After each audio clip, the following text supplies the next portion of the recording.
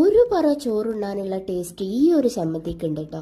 വല്യമ്മ മിക്ക ദിവസങ്ങളിലും ഈ ഒരു ചമ്മന്തി ഉണ്ടാക്കും. ചെറു ചൂട് കഞ്ഞിവെള്ളത്തിൽ ഒരു നെല്ലിക്ക സൈസിലുള്ള പുളി എടുത്തിട്ട് വെള്ളത്തിലിടും. പിന്നെ ഒരു 10-15 വറ്റൽമുളക് നന്നായിട്ട് വറുത്തെടുക്കും.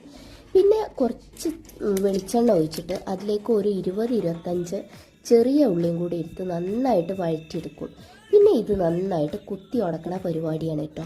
ഇത് നല്ല ഇടികല്ലിലേക്ക് മാറ്റി നന്നായിട്ട് കുത്തി ഉടക്കും. ഇതേ പണി തന്നെ നമ്മുടെ വറ്റൽമുളകും ചെയ്യണം കേട്ടോ. ഇതേപോലെ കുത്തി ഉടച്ചിട്ട് ഇത് അതേ പാത്രത്തിലേക്ക് നമ്മുടെ വറ്റൽമുളകും ഉള്ളിൻ്റെ കൂടെ തന്നെ ചേർത്തി പൊടിച്ചിട്ട് കൊടുക്കണം.